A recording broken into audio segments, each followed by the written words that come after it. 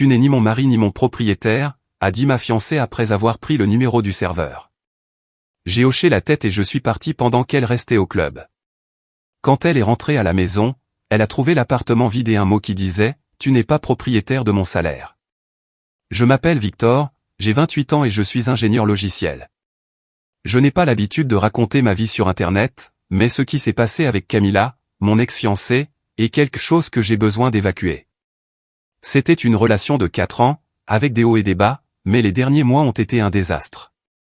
Voici ce qui s'est passé la nuit où tout s'est effondré. C'était un vendredi, et Camilla a insisté pour sortir dans un bar du centre-ville. L'endroit ne m'emballait pas beaucoup, mais elle avait cette façon de me convaincre, même si dernièrement, ses sourires me laissaient plus de doute que de joie. Quelque chose n'allait pas. Je le sentais dans mes tripes, mais j'ai quand même dit oui. Je voulais croire que nous pouvions arranger les choses. Nous sommes arrivés au bar, un lieu aux lumières tamisées et à la musique forte. Camilla portait une robe qui criait « Regardez-moi », tandis que j'étais en jean et en t-shirt quelconque. Nous nous sommes assis près du comptoir et avons commandé des verres. Au début, tout semblait normal. Nous avons parlé du travail, d'une série que nous regardions, des choses sans importance. Mais j'ai remarqué qu'elle ne me regardait pas. Ses yeux étaient rivés sur le barman. Un certain Léo, un type grand avec une allure de mannequin Instagram. Chaque fois que Léo passait, Camilla riait plus fort, se penchait vers lui. J'essayais de l'ignorer, mais quand elle lui a demandé son numéro juste devant moi, quelque chose s'est brisé. « Qu'est-ce que tu fais ?» lui ai-je demandé, en essayant de ne pas avoir l'air d'un idiot. Elle m'a regardé avec un sourcil levé et a dit « Tu n'es ni mon mari ni mon propriétaire ». Puis elle a continué à parler à Léo comme si je n'existais pas. Ce n'était pas seulement le flirt, c'était tout ce que j'accumulais déjà. Nous vivions ensemble dans un appartement où je payais 70% du loyer, l'électricité et Internet. Camilla avait toujours des excuses, que son travail à temps partiel ne suffisait pas, qu'elle économisait, qu'elle rattraperait bientôt son retard. Mais ce jour n'arrivait jamais. Et puis il y avait les messages suspects sur son téléphone, les sorties nocturnes qu'elle n'expliquait jamais. Je ne l'ai jamais confrontée directement. Je voulais lui faire confiance. Mais cette nuit-là au bar, ce fut la goutte qui a fait déborder le vase. Je n'ai rien dit de plus. Je me suis levé, j'ai hoché la tête et je lui ai dit « Profite de ta soirée ». Elle m'a regardé, surprise, mais ne m'a pas retenu. J'ai quitté le bar, le cœur battant. Dehors, l'air frais m'a aidé à réfléchir. Je ne pouvais pas continuer comme ça, à être celui qui paie tout pendant qu'elle agissait comme si elle était célibataire. Quand je suis arrivé à l'appartement, j'ai appelé Max, mon meilleur ami depuis l'université. Je lui ai tout raconté, le bar, le numéro du barman, les mots de Camilla. « Victor, ce n'est pas nouveau », m'a-t-il dit. « Ça fait des mois qu'elle se sert de toi. Qu'est-ce que tu vas faire ? » Mettre un terme, ai-je répondu. Mais je ne voulais pas seulement rompre. Je voulais qu'elle comprenne ce qu'elle avait fait. Je voulais récupérer ce qui m'appartenait. Max est arrivé en moins d'1 heure avec une camionnette que son cousin lui avait prêtée. « Faisons ça vite », a-t-il dit avec un sourire qui promettait le chaos. Et c'est ainsi que tout a commencé. L'appartement contenait des choses que j'avais payées, le canapé, la télé, ma machine à café. Camilla n'avait apporté que quelques meubles bon marché lorsque nous avions emménagé. Avec Max, nous avons commencé à vider les lieux. Nous avons sorti le canapé en cuir que j'avais acheté avec mon premier bonus, la télé de 55 pouces, ma machine à café. Chaque objet que nous chargions dans la camionnette me faisait sentir plus libre. Je ne voulais rien détruire. Je ne suis pas du genre à casser des choses par dépit. J'ai juste pris ce qui était à moi. Quand nous avons terminé, l'appartement semblait vide. Il ne restait que la table de Camilla, quelques vieilles chaises et son lit. Dans la cuisine, j'ai laissé un mot. « Tu n'es pas propriétaire de mon salaire. » Je n'ai pas signé. Ce n'était pas la peine. Avant de partir, j'ai fait quelques autres choses. J'ai appelé les compagnies d'électricité et d'eau pour mettre les factures au nom de Camilla. J'ai changé les mots de passe de Netflix, HBO, tout ce que je payais. J'ai gardé des captures d'écran des reçus des derniers mois, des messages suspects que j'avais vus sur son téléphone, de tout ce qui pourrait me servir. Je ne savais pas si j'en aurais besoin, mais je voulais être prêt. Max m'a emmené chez lui cette nuit-là. Il m'a donné une bière et a dit « Tu as fait ce qu'il fallait. Maintenant, il est temps de recommencer. Je suis resté à réfléchir à ce que j'avais fait. Je ne savais pas si Camilla rentrerait à l'appartement cette nuit-là ou si elle resterait avec Léo. Je m'en fichais. Pour la première fois depuis des mois, je sentais que j'avais le contrôle. Le lendemain matin, mon téléphone a explosé de messages de Camilla. D'abord, elle demandait où j'étais, ce qui était arrivé aux affaires. Puis elle m'a traité d'immature. Elle a dit que je ne pouvais pas la laisser comme ça. Finalement, elle a commencé à supplier pour que nous parlions. Je n'ai pas répondu. Je n'avais rien à lui dire. Mais je savais que ça ne se terminerait pas si facilement. Camilla a toujours su comment jouer la victime. Pendant que je prenais le petit déjeuner avec Max, je lui ai montré les messages. Il a ri. Ça va devenir intéressant. Garde tout, chaque message, chaque appel. Si elle veut jouer, qu'elle joue. Mais tu as l'avantage. Et c'est ainsi qu'a commencé la deuxième partie de cette histoire. J'avais fait le premier pas pour sortir de cette relation toxique, et je n'avais pas l'intention de faire marche arrière. Les messages de Camilla continuaient d'affluer comme une tempête. Au début, c'était des questions, puis des insultes, et finalement des supplications. « Victor, comment peux-tu me faire ça ?» écrivait-elle. « Tu es tellement égoïste, tu ne peux pas me laisser comme ça. » Puis son ton a changé. « S'il te plaît, parlons. » Je ne voulais pas que nous rompions. J'ai tout lu, mais je n'ai pas répondu. Max, dévorant un sandwich en face de moi, me regardait comme s'il assistait à une émission de télé-réalité. Du pur théâtre, mon pote. Ne tombe pas dans le panneau, dit-il. Et il avait raison. Je connaissais Camilla. Je savais qu'elle essaierait de tout retourner à son avantage. L'après-midi même, alors que je vérifiais des emails de travail sur le canapé de Max, j'ai vu une notification. Camilla avait posté une story sur Instagram, une photo de l'appartement vide avec la légende « Quand on vous abandonne sans explication ». Quel genre d'homme fait ça? Je suis resté glacé. Je ne pouvais pas croire qu'elle jouait la carte de la victime si rapidement. Puis les messages d'amis communs ont commencé à arriver. Certains inquiets, d'autres curieux. Qu'est-ce qui s'est passé, Victor? Camilla dit que tu l'as laissé à la rue, écrivit l'un. C'est vrai que tu as tout pris, demanda un autre. Même ma cousine, qui n'utilise presque pas les réseaux sociaux, m'a envoyé un message pour me demander si j'allais bien. Max, regardant mon téléphone par-dessus mon épaule, éclata de rire. Cette nana est un génie. En un jour, tu es déjà le méchant de l'histoire. Mais je n'étais pas nerveux, je l'avais vu venir. C'est pour ça que j'avais tout gardé, les quittances de loyer, les factures de service, les captures d'écran de messages où Camilla admettait ne pas avoir payé sa part. Au total, elle me devait 20 240 €. Entre le loyer que j'avais couvert seul, les factures d'électricité et d'internet, et les fois où j'avais payé ses dettes de carte de crédit parce qu'elle ne voulait pas d'intérêt, tout s'additionnait. Qu'est-ce qu'on fait? Ai-je demandé à Max, qui tapait déjà quelque chose sur son téléphone. Facile, dit-il. La vérité gagne toujours, mais il faut jouer intelligemment. Il a suggéré de ne pas répondre à Camilla et de ne pas tomber dans son jeu sur les réseaux sociaux. À la place, il a partagé ma version de l'histoire avec notre groupe d'amis proches. Il ne l'a pas rendu public. Je ne voulais pas d'une guerre sur Internet. Dans un groupe WhatsApp avec des amis, il a expliqué l'essentiel, Camilla avait flirté avec le barman devant moi. Je payais presque tout dans l'appartement. Elle me devait de l'argent. Il a joint des captures d'écran des quittances de loyer et un message où Camilla disait qu'elle était à court d'argent et ne pouvait pas payer. La réaction a été rapide. Certains amis ont été surpris, d'autres s'en doutaient déjà. Laura, une amie du groupe, m'a écrit « J'ai toujours su que quelque chose n'allait pas ». Camilla parlait d'acheter des vêtements, mais elle ne mettait jamais un centime dans l'appartement. Cela m'a soulagé. Ce n'était pas seulement mon imagination. Mais tout le monde n'était pas de mon côté. Sophia, une autre personne du groupe, m'a envoyé un message disant que laisser quelqu'un comme ça n'était pas bien et que je devrais donner à Camilla une chance de s'expliquer. Je n'ai pas répondu. Je n'avais pas l'énergie de convaincre qui que ce soit. Camilla n'est pas restée silencieuse. Elle a publié un autre post, une photo d'elle regardant par la fenêtre de l'appartement avec la légende « Parfois, ce sont ceux que vous aimez le plus qui vous déçoivent le plus ». Du pur mélodrame, mais ça fonctionnait. Ses abonnés, dont beaucoup ne me connaissaient pas, ont laissé des commentaires de soutien. Tu es forte, Camille. Tu ne mérites pas ça. Quel homme pathétique. Chaque commentaire m'agaçait, mais me rappelait pourquoi j'étais parti. Je n'allais pas continuer à être sa banque.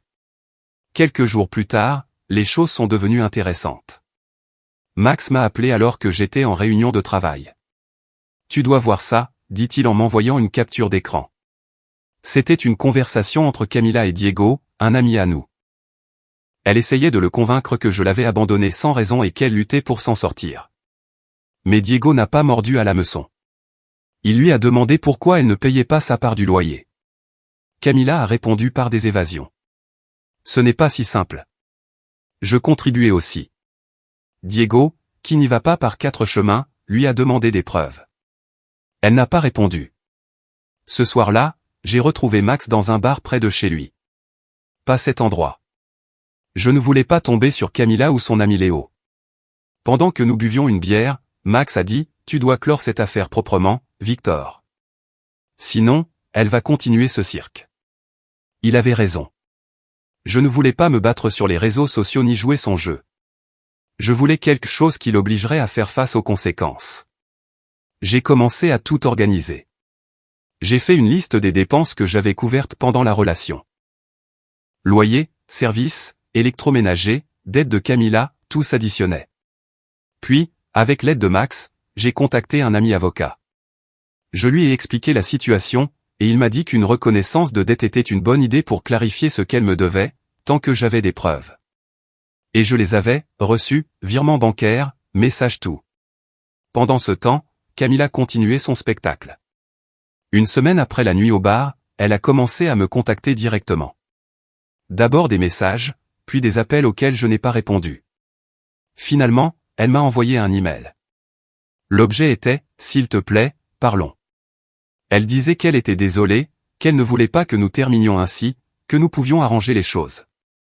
Pas un mot sur le barman, les messages suspects ou l'argent. Que du vent. Je l'ai montré à Max, qui a failli s'étouffer de rire. C'est comme un scénario de telenovela, dit-il. Elle ne s'excuse pas, elle veut juste que tu recommences à payer ses factures. J'ai répondu à Camila par un court message, il n'y a rien à dire. Si tu veux, nous pouvons discuter de l'argent que tu me dois. Je l'ai reçu. Elle n'a pas répondu. Les jours suivants ont été un mélange de soulagement et de tension. Dormir sur le canapé de Max n'était pas l'idéal, mais c'était mieux que de partager une maison avec quelqu'un qui ne me respectait pas. Je savais que Camila n'abandonnerait pas facilement, et je ne me trompais pas. Laura m'a dit que Camila racontait que je l'avais mise à la porte et qu'elle luttait pour payer les factures seule. Elle a même dit qu'elle cherchait un deuxième emploi, ce qui était difficile à croire. Camila n'avait jamais montré le moindre intérêt à travailler plus que nécessaire. Ce à quoi je ne m'attendais pas, c'est que les choses se compliquent autant pour elle. Un soir, alors que je regardais un film avec Max, Diego m'a envoyé un message. « Mec, Camila a des problèmes. » Il m'a envoyé une capture d'écran d'une publication dans un groupe Facebook où Camila demandait un prêt pour le loyer. Elle disait qu'elle était dans une situation difficile, mais les commentaires n'étaient pas ce qu'elle espérait. Quelqu'un je ne sais pas qui avait partagé les captures d'écran que Max avait envoyées à notre groupe. Les gens ont commencé à la questionner. Pourquoi ne payais-tu pas avant? Est-il vrai que tu dois de l'argent à ton ex? Camila a rapidement supprimé la publication. Max était euphorique. Elle est en train de couler toute seule, dit-il en levant sa bière. Je ne ressentais pas la même chose. Je ne voulais pas qu'elle souffre, je voulais juste qu'elle assume ses responsabilités. J'étais passé de la colère à une sorte de pitié, mais je n'allais pas céder. J'avais pris une décision. Cette nuit-là, alors que j'essayais de dormir sur le canapé de Max, j'ai pensé à ce qui allait suivre. Je savais que Camila essaierait de me recontacter, probablement avec un nouveau plan. Je savais aussi que j'avais besoin de mon propre logement bientôt. Je ne pouvais pas rester chez Max éternellement. Mais surtout, je savais que cette histoire n'était pas terminée. Camila allait jouer ses dernières cartes, et je devais être prêt. Les jours suivants ont été plus calmes que prévu. Camila a cessé de me bombarder de messages et ses publications sur les réseaux sociaux sont devenues moins fréquentes. Pendant un moment, j'ai pensé qu'elle avait peut-être accepté la réalité et qu'elle allait de l'avant, mais ce n'était pas son genre. Pendant ce temps, je n'ai pas perdu mon temps. J'ai trouvé un petit appartement à quelques rues de mon travail. Ce n'était pas grand-chose, un salon modeste, une cuisine fonctionnelle, une chambre où tenait à peine un lit double, mais c'était à moi, et c'était suffisant. J'ai signé le bail en 3 jours et, avec l'aide de Max, j'ai déménagé en 1 semaine. Déménager mes affaires, le canapé en cuir, la télé de 55 pouces, ma précieuse machine à café, c'était comme tourner une page. Max, portant un carton de mes livres de programmation, n'arrêtait pas de parler. C'est un nouveau départ, Victor. Pas de Camilla, pas de dette. Juste toi, ton café et ta liberté. J'ai ri, mais il avait raison. L'appartement était simple, avec des murs blancs et un sol qui craquait, mais c'était une toile vierge. J'ai mis ma machine à café sur le comptoir, accroché quelques affiches de films que j'aimais et acheté une plante que, étonnamment, je n'ai pas encore tuée. Pour la première fois depuis des mois, j'avais l'impression de respirer. Juste au moment où je commençais à m'installer, Camilla est réapparue. C'était un mardi matin. J'étais en réunion virtuelle pour discuter d'un projet logiciel quand mon téléphone a vibré. Un message d'un numéro inconnu. Victor, c'est Camilla. J'ai besoin de te voir. C'est important. J'avais bloqué son numéro d'origine, elle devait donc en utiliser un autre. J'ai hésité à répondre. Une partie de moi voulait l'ignorer, mais une autre voulait clore cette affaire une bonne fois pour toutes. Pourquoi, ai-je écrit sans détour. Sa réponse est arrivée en quelques secondes. J'ai des problèmes. S'il te plaît, parlons en personne. Je t'en supplie. Il y avait quelque chose dans son ton, même par message, qui semblait différent. Moins de drame, plus de désespoir. J'en ai parlé à Max pendant que nous déjeunions dans sa cuisine. Il a levé les yeux au ciel et a posé sa fourchette dans son assiette. N'y va pas seul, mec. C'est un piège. Elle va essayer de te faire sentir coupable. Mais j'en avais marre d'esquiver. Je voulais affronter cela et en finir. J'ai donné rendez-vous à Camilla dans un café près de mon nouvel appartement, un endroit animé avec des tables en terrasse. Je ne voulais pas de surprise. Avant de partir, j'ai vérifié mon dossier de preuves, quittance de loyer, facture de service, capture d'écran de message où Camilla admettait ne pas avoir payé sa part, virement bancaire où j'avais couvert ses dettes. Le tout s'élevait à 20 240 €. J'avais aussi apporté la reconnaissance de dette que l'ami avocat de Max avait rédigée. Je l'ai imprimée et l'ai mise dans mon sac à dos. Si Camilla voulait jouer, j'étais prêt. Je suis arrivé au café à 17 h. Camilla était déjà là, assise à une table au fond, loin des fenêtres. Elle ne ressemblait pas à la Camilla du bar, pas de robe noire, pas de maquillage impeccable. Ses cheveux étaient attachés en une queue de cheval désordonnée, et elle portait un t-shirt gris et un jean. Elle avait l'air fatiguée, presque fragile. Je me suis assis en face d'elle, et pendant un instant, aucun de nous n'a rien dit. Finalement, elle a parlé à voix basse. Victor, je suis dans le pétrin. Je ne sais pas quoi faire. Elle m'a dit que l'appartement était devenu impossible à payer pour elle seule. Les factures d'électricité, d'eau et d'internet, qui étaient maintenant à son nom, s'accumulaient.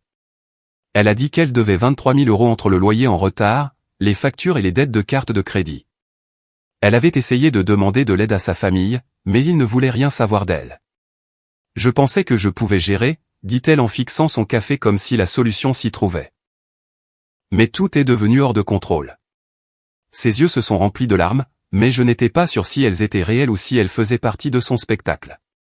Une partie de moi voulait avoir pitié, mais une autre partie se souvenait de chaque mensonge, de chaque excuse, de chaque fois qu'elle m'avait fait sentir comme un distributeur automatique. Camilla, c'est toi qui as choisi ça, lui ai-je dit en gardant mon calme. Tu n'as jamais payé ta part. Tu flirtais avec d'autres types devant moi. Tu t'es servi de moi. À quoi t'attendais-tu? Elle a baissé les yeux, et pendant une seconde, j'ai cru qu'elle allait admettre sa culpabilité. Mais ensuite elle a dit, ce n'est pas juste que tu me laisses comme ça. Nous étions un couple, nous étions censés nous soutenir. Cette phrase m'a fait bondir. J'avais entendu cette excuse trop de fois. J'ai sorti la reconnaissance de dette de mon sac à dos et je l'ai posée sur la table. Parlons de soutien, ai-je dit. C'est ce que tu me dois. 20 240 €. Tout est là. Loyer, service, dette que j'ai payé pour toi. J'ai les reçus, les virements, les messages, tout. Ses yeux se sont écarquillés. Tu m'attaques en justice, demanda-t-elle, la voix tremblante. Non, ai-je répondu. Je veux juste que tu reconnaisses ce que tu as fait. Signe ça, et nous pourrons établir un plan de paiement. Je ne cherche pas à te ruiner, mais je ne vais pas te laisser agir comme si de rien n'était. Camilla est restée silencieuse, regardant le papier. Puis, à ma grande surprise, elle l'a signé. Je n'ai pas de quoi te payer maintenant, dit-elle d'une voix éteinte. Mais je le ferai, je te le jure. Nous avons convenu qu'elle me paierait 46 € par mois. Ce n'était pas beaucoup, mais l'argent m'importait peu. Je voulais qu'elle se souvienne chaque mois de ce qu'elle avait fait. Je voulais qu'elle comprenne que ses actions avaient des conséquences. Avant de partir, j'ai joué une dernière carte. J'ai mis la main dans mon sac à dos et j'ai posé le reçu de la vente de la bague de fiançailles sur la table. Je l'ai vendue pour 66 € dans une bijouterie il y a quelques semaines, ai-je dit. J'ai utilisé l'argent pour un voyage au Japon. Je suis allé à Tokyo, j'ai vu les temples, j'ai mangé des ramen incroyables. Tu devrais voyager un jour. Ça aide à voir les choses clairement. Son visage était tout un poème. Elle n'a rien dit, a juste hoché la tête, les yeux fixés sur le reçu. Je me suis levé, j'ai payé mon café et je suis parti.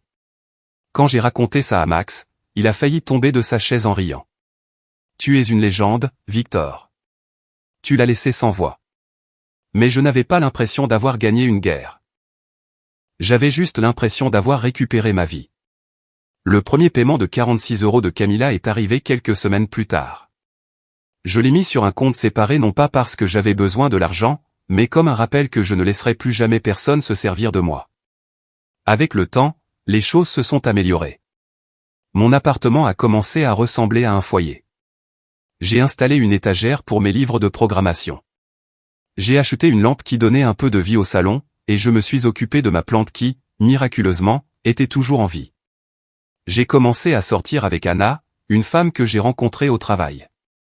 Elle est drôle, directe et le meilleur de tout quand nous sortons, elle insiste pour partager l'addition. Je ne cherche rien de sérieux pour l'instant, mais être avec quelqu'un qui me respecte, c'est comme un poids en moins sur les épaules. J'ai appris ce qui était arrivé à Camilla par Laura. Elle a dû déménager de l'appartement parce qu'elle ne pouvait pas le payer. Elle vit maintenant avec une amie et travaille dans les réseaux sociaux, bien que ça n'ait pas l'air de très bien marcher pour elle. Ses publications n'ont plus le même éclat, et ses amis d'Instagram semblent s'être désintéressés. Sa situation ne me réjouit pas, mais je ne ressens pas de culpabilité non plus. Elle a pris ses décisions, et j'ai pris les miennes. En regardant en arrière, je réalise à quel point cette relation me pesait. Ce n'était pas seulement l'argent, c'était le sentiment de ne pas être suffisant, d'être utilisé.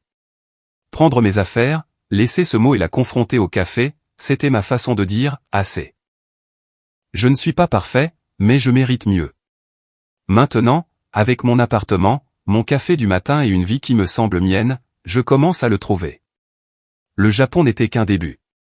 J'ai l'intention de voyager davantage, de continuer à évoluer dans mon travail, de vivre sans porter le poids de personne d'autre. Et pour la première fois depuis longtemps, je me sens léger. Non.